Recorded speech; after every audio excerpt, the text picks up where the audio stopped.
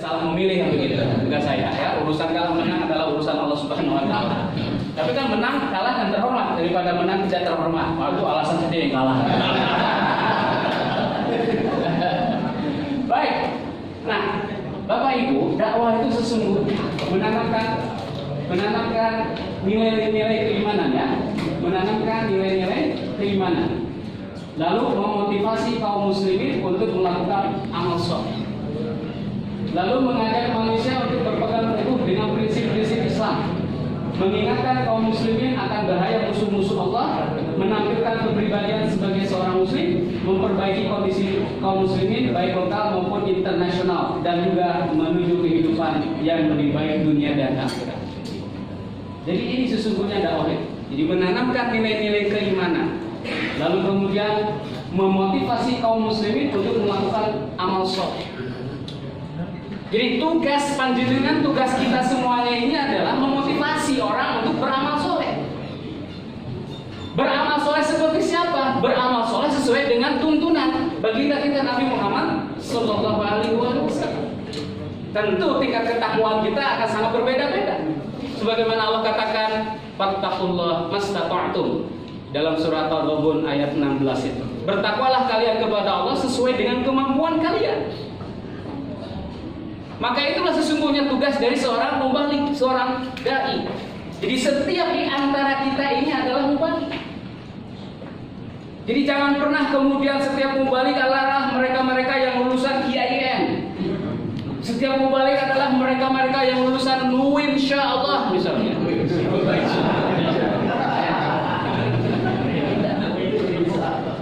Alumni STIMIK, alumni UNPAD, Universitas Pak Ahmad Dahlan ya.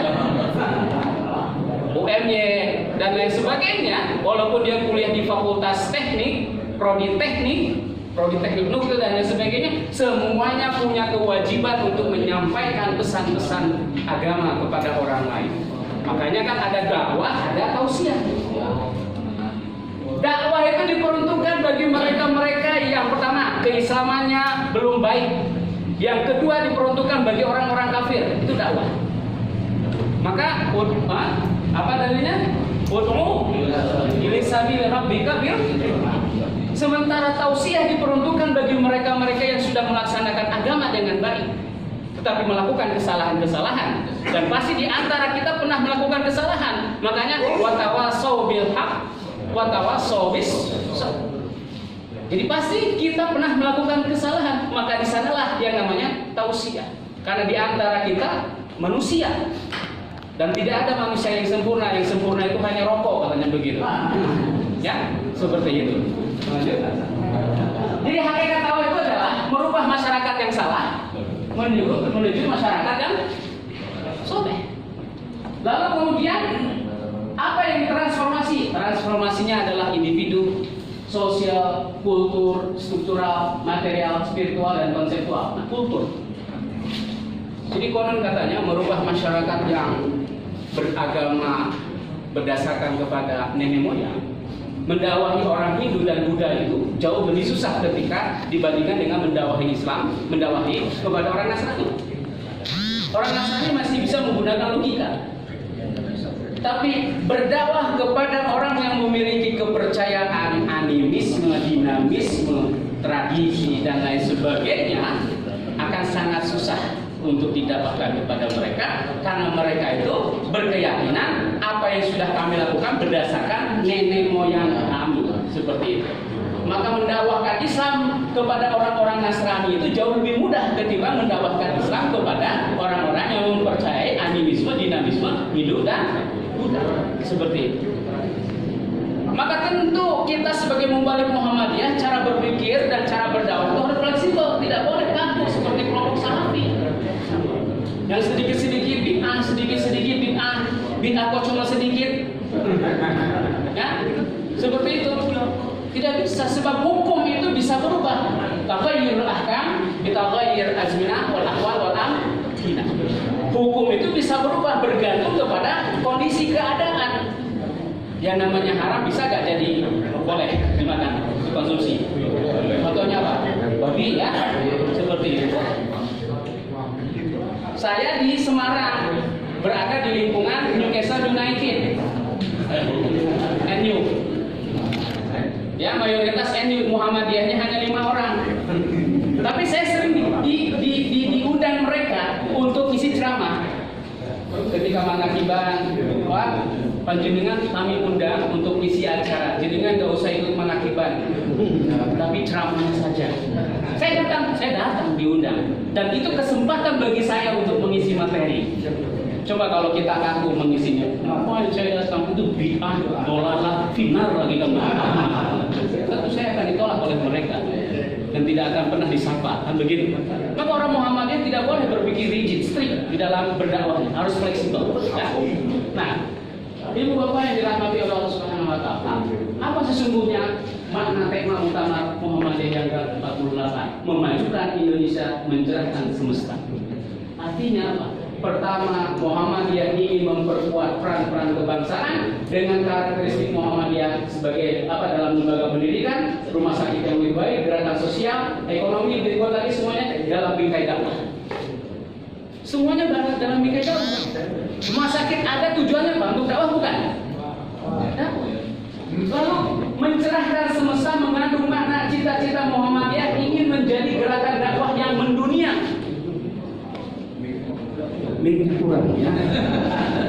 Baik. Kedua, mencerahkan semesta mengandung makna cita-cita Muhammadiyah ingin menjadi gerakan dakwah yang mendunia. Nah ini, jadi makna muktamar memajukan Indonesia, mencerahkan semesta adalah sebagai sebuah slogan, sebagai sebuah moto yang kemudian itu saya senantiasa membacakan di dalam surah Ali Imran. Warasikhuna fil ilmi yaquluna amanna bi kullu min 'indi rabbina wa ma yadzakaru illa ulul albab. Jadi ulul albab orang yang menggunakan akalnya. Siapa mereka? Alladzina yadhkuruna Allaha qiyaman wa qu'udan wa 'ala junubihim wa yatafakkaruna fi khalqis samawati wal ard. Rabbana ma khalaqta hadza batila subhanaka faqina adzabannar.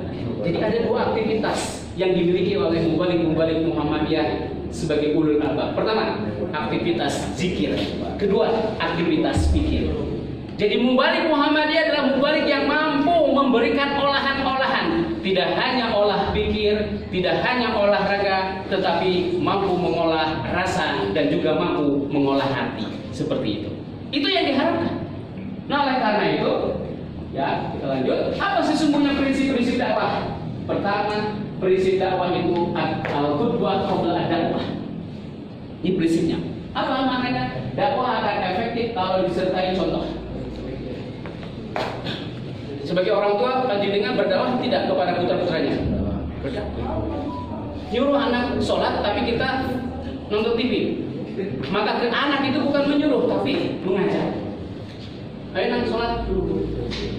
Melarang anak merokok, tapi merokok kita. Nah, kalau kamu merokok, kami merokok, udut kan begitu. Nikmatul udut badal dahar, begitu ya. Di sini ada aktivis rokok nih. Bisa Pak ya? Alasannya apa? Saya itu menjadi perokok justru membantu program pemerintah. Kenapa? Saya bakar supaya cepat habis katanya begitu ya. Jadi butuh keteladanan di dalam berdakwah itu. Yang kedua, salah satu sifat masyarakat adalah meniru. Jadi like a son, like a father, dalam pepatah Inggris mengatakan, anak itu cerminan kepada bapaknya. Dalam hal memilih pemimpin, kama tuwallu yuwal alaikum. Pemimpin yang terpilih itu mencerminkan para pemilihnya. Ketika pemimpin yang terpilih itu orang yang tidak paham agama, maka yang memilihnya pun pasti orang yang tidak memahami agama. Saya pilih Anies, Pak. Oh iya. Kenapa? Ibnu Khaldun pun mengatakan demikian. An-nasu ala dini mulukihim. Rakyat itu bergantung agama pemimpinnya. Jika pemimpin itu agamanya baik, maka rakyatnya pun insya Allah agamanya ikut baik. Jika pemimpinnya jahat, maka kemudian para pemilihnya adalah golongan-golongan orang-orang jahat. Seperti itu. Semuanya mencerminkan kepada apa yang terjadi, bahwa tentu di dalamnya ada keteladanan. Maka seorang mubalik harus mampu memberikan keteladanan. Mengajarkan kepada jamaah jangan minum sambil berdiri. Kalau minum sambil diteguk, katanya begitu ya. Tapi dia minum sambil berdiri, maka menjadi bukan suatu keteladanan. Karena masyarakat yang mendengarkan ceramah kita adalah masyarakat yang imitasi, yang meniru apa yang disampaikan oleh seorang ustaz. Dan selanjutnya, kontradiksi antara nasihat dai dengan perilakunya mengganggu proses dakwah. Alah Kiai Jarkoni iso ngajar ora iso nglakoni. Kiai Gatot Koco, Kiai Gagal Total kok kayak nyocot. Ono.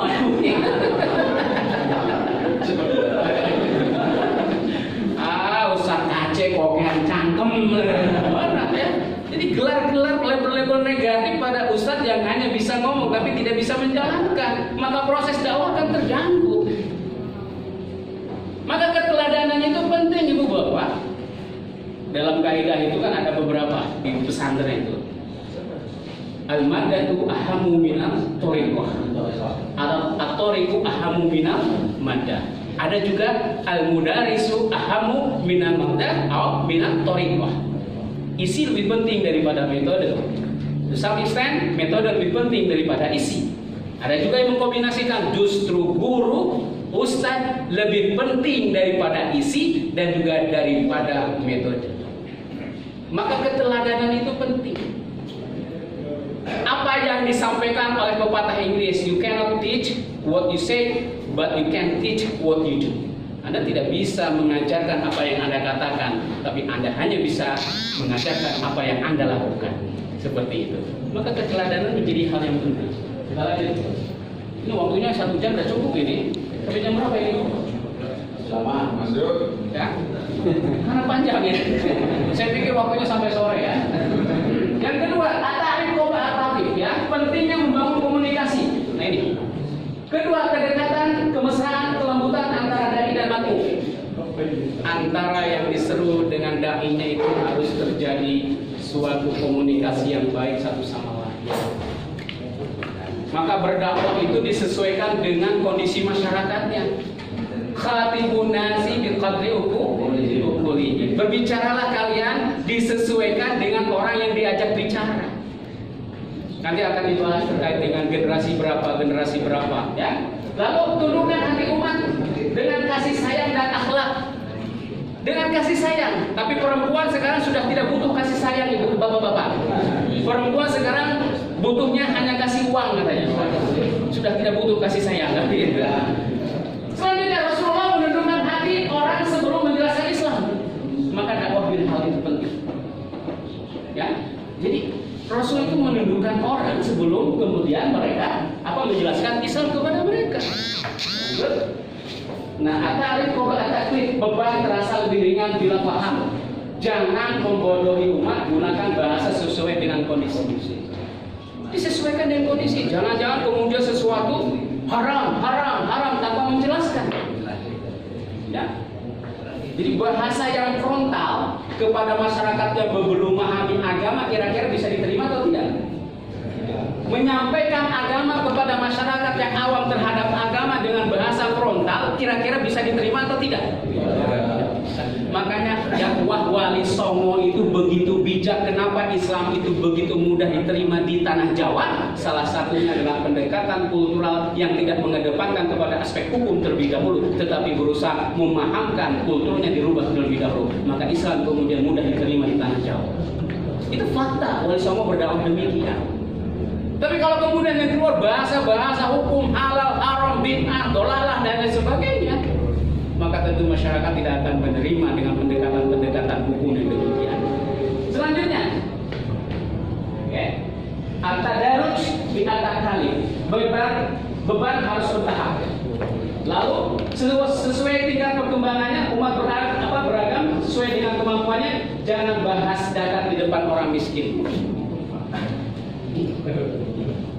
Jangan bahas anak di depan orang yang tidak punya anak. tersinggung apa tidak? Oh, alhamdulillah saya itu punya anak saya itu sukses di mana-mana. Ada yang di Jerman, ada yang di Amerika. Semuanya alhamdulillah saya menjadi keluarga sakinah mawaddah warahmah warabbul alamin. Ya, berarti dia tidak menyadari bahwa dirinya sebagai mubalik, tapi kemudian menyinggung perasaan orang lain. Oke. Lanjut. At-tabsyir qabla at-tanzir, memotivasi lebih efektif dibanding dengan mengintimidasi. Ya, memotivasi lebih efektif dibanding mengintimidasi, membahagiakan dan juga bukan menakuti, menggembirakan bukan mengancam, menampilkan keindahan Islam dan juga tidak memvonis. Ya, jadi memotivasi. Oke. Kemudian al-usul qabla al-furu', lihat nasihat Luqman yang disampaikan adalah terkait dengan bagaimana kita menyembah Allah dengan pendekatan hikmah semuanya. Ya, itu yang disampaikan. Jadi ada skala prioritas yang perlu disampaikan. Nah, jadi Bapak Ibu semuanya, pesan keagamaan itu tidak sederhana. Berbeda dengan kemudian kita harus mengerti bahasa-bahasa, melibatkan banyak ilmu, menyangkut konteks, lalu keterbatasan audien, pengetahuan terbatas, kecerdasan juga terbatas. Masyarakat yang kita hadapi itu heterogen. Saya ngajar di Universitas Islam Indonesia di Jakarta, hanya 20% yang bisa baca Al-Quran, Pak. Selebihnya mereka baca Quran terbata-bata, tidak mengenal bahkan huruf hijaiyah. Kalau yang kemudian tingkat lanjut 20% dia sudah bisa tartil Al-Quran. Lalu kemudian yang tingkat dasar dia tidak mengenal huruf hijaiyah. Itu sebanyak 60%, banyak sekali. Mengajarkan huruf hijaiyah kepada mahasiswa itu jauh lebih susah ketimbang mengajarkan huruf hijaiyah kepada anak TK. Anak TK huruf hijaiyah diajarkan 1 minggu selesai.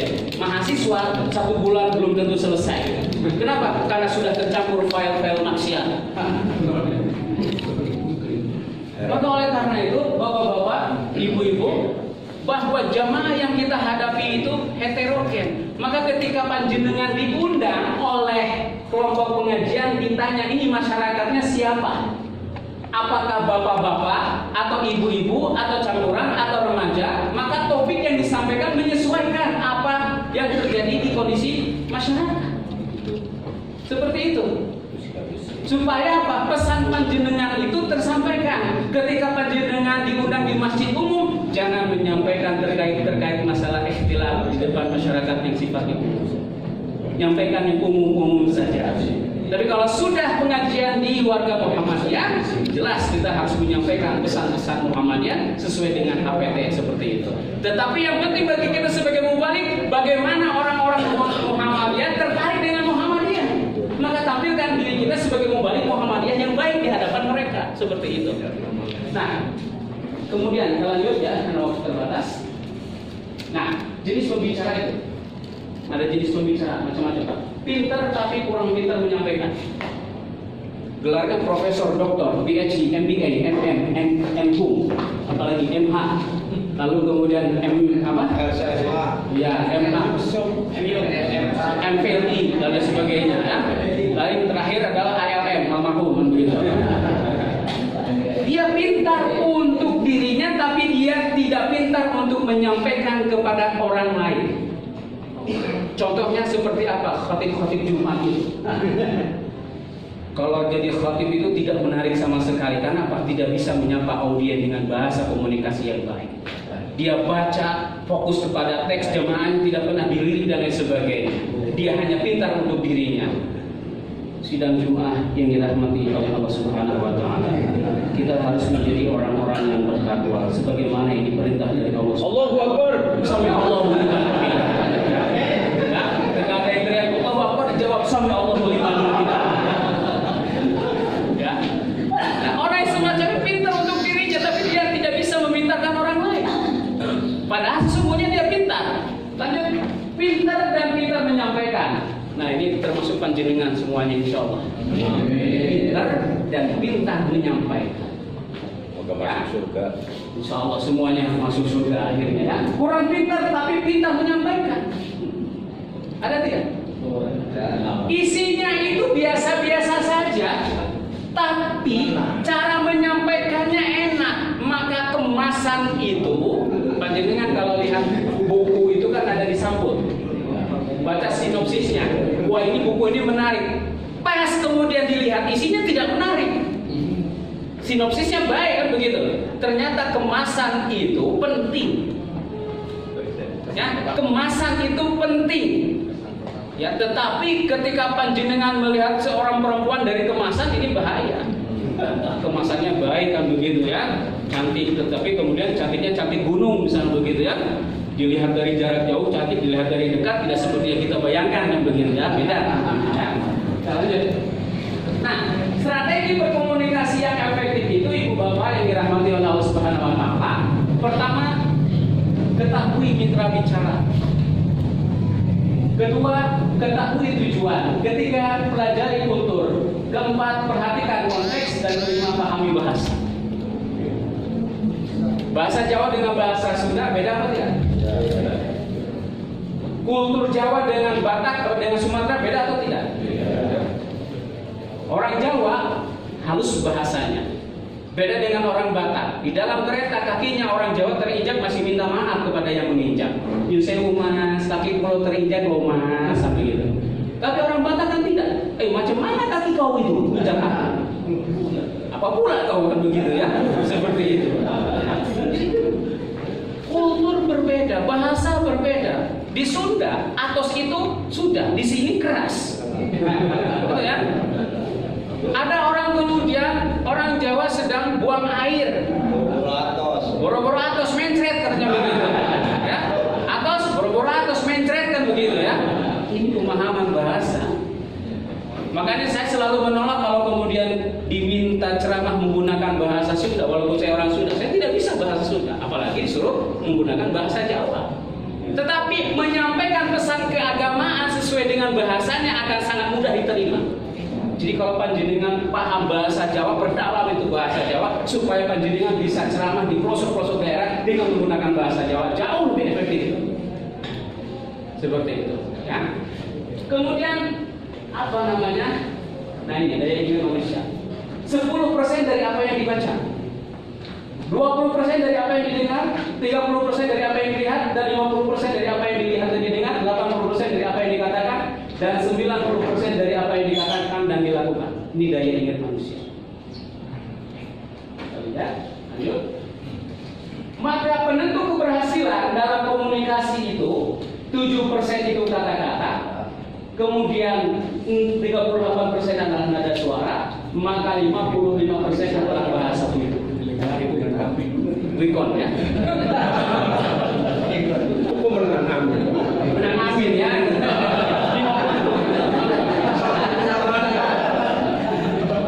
Jadi bahasa tubuh 55% Pak. Gadget. Jadi seorang mubalik itu menyampaikan dengan bahasa tubuh itu jangan salah. Jamaah sekalian, ada 3 masalah yang kita hadapi. Ya, tangannya begini, ngomong 3. Ini bahasa tubuh ini. Ya. Coba kita renungkan dengan hati kita. Menunjukkan ke sini, kita ke sini. Ini bahasa tubuh. Nah, inilah penentu keberhasilan komunikasi. Jadi 55% penentu keberhasilan komunikasi ada dalam bahasa tubuh. Ya, seperti itu. Lalu kemudian 7% hanya kata-kata. Dan 38% adalah nada suara, ya. Maka saya ingin ngecek, meningkatkan daya ingat. Coba panjenengan lihat Pak Tapi dari tadi kita tatap. Saya beri waktu 2 menit. Tatap saja, diingat.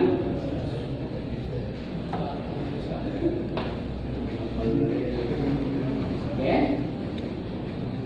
2 menit ya. Coba diingat gitu.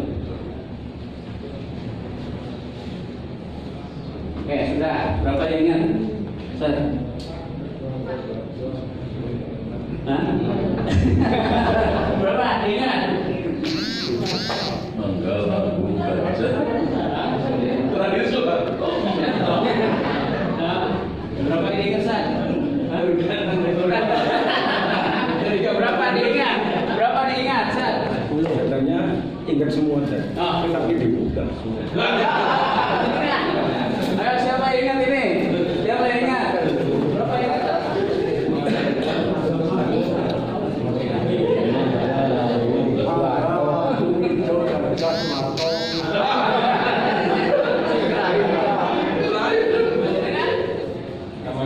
Menyerah semuanya. Coba kelompok ini, pejamkan matanya semuanya. Pejamkan mata semuanya. Saya ini akan membacakan. Pejamkan mata, oke?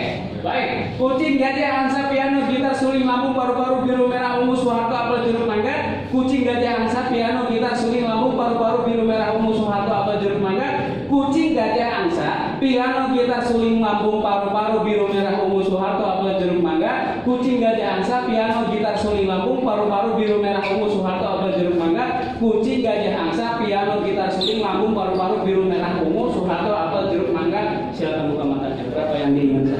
Nanti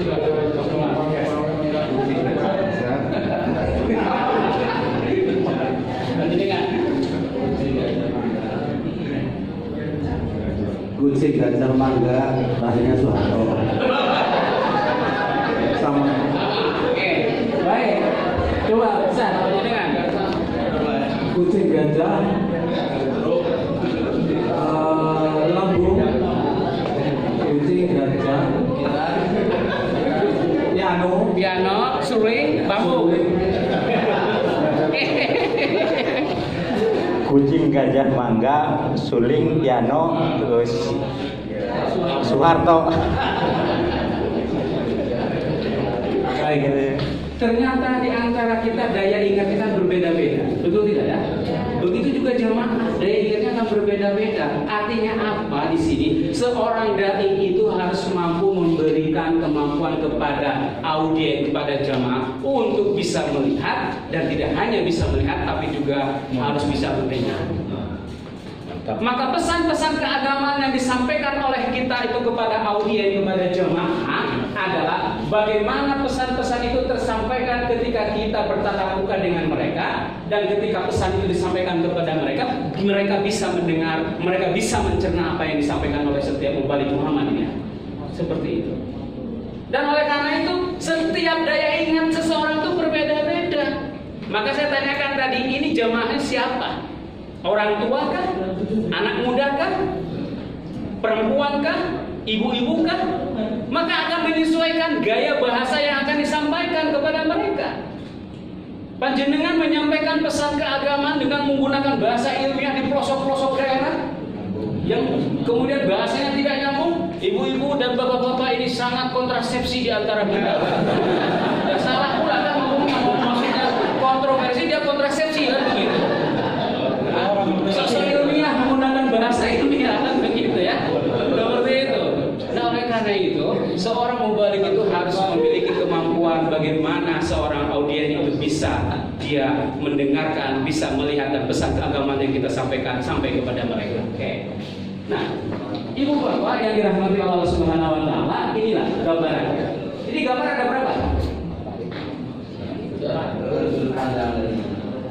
3 atau 4? 3 atau 4? Dari sana 3, dari sini 4. 2. 3, 4. Ya. Istirahat jualan ya.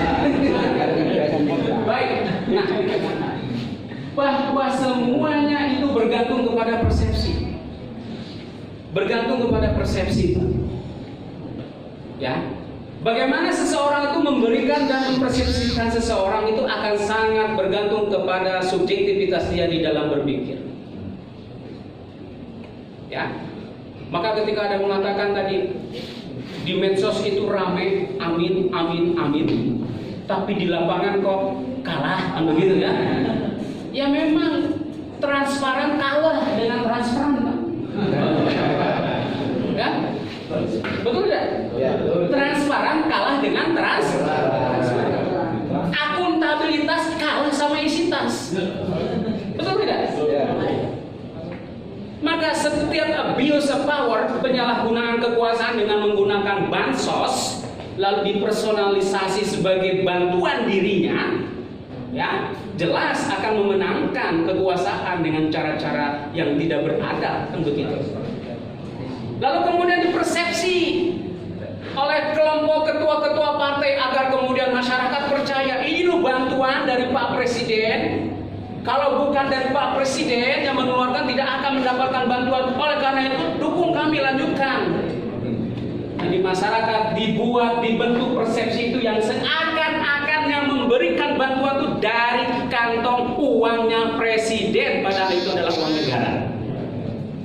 Nah, inilah kesalahan dan kekurangan dari Muhammadiyah tidak menyampaikan pesan-pesan kepada masyarakat.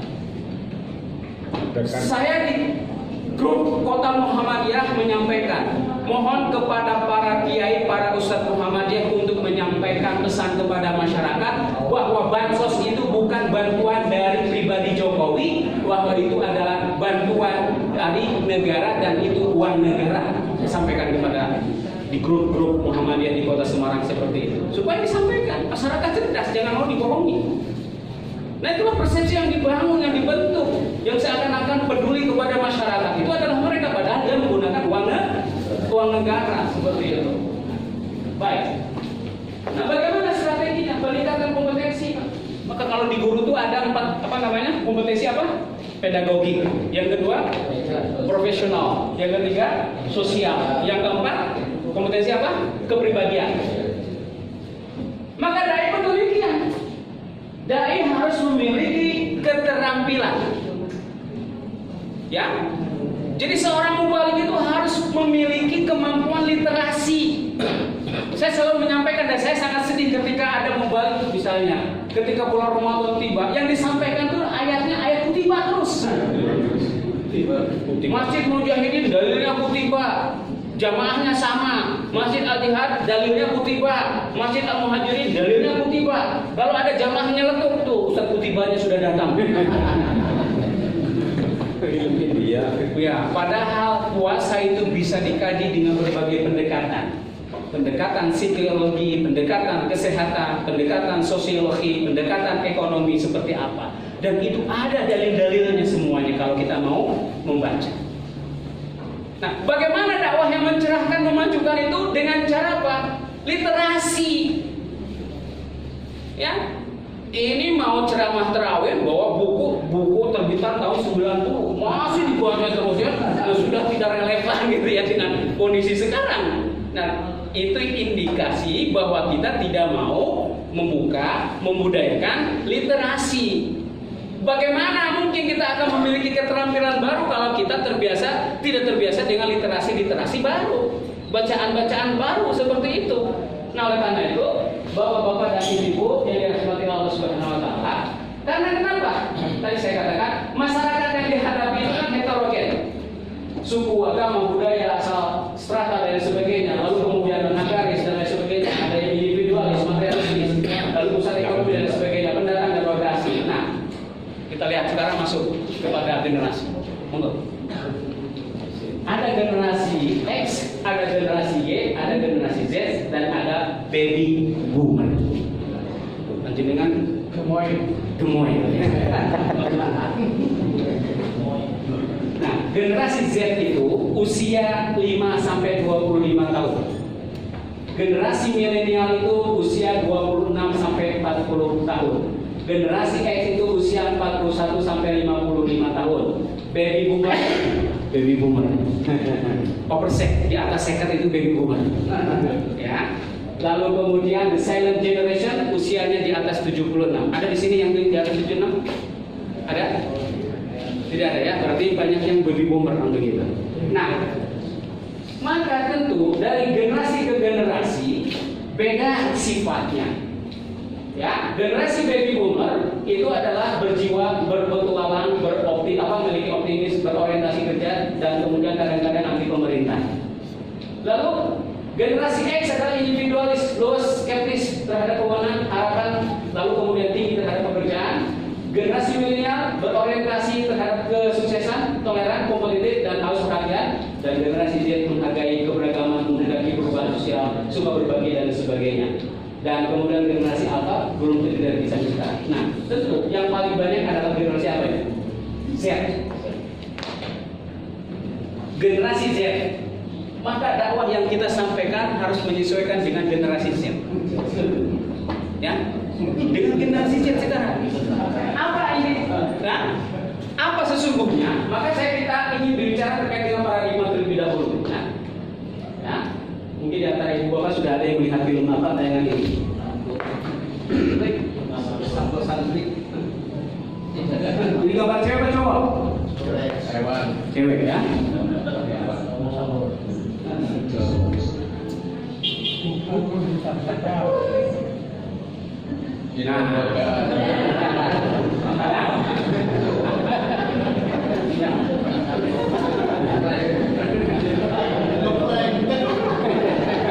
Itu kita berbicara soal paradigma ya, soal paradigma.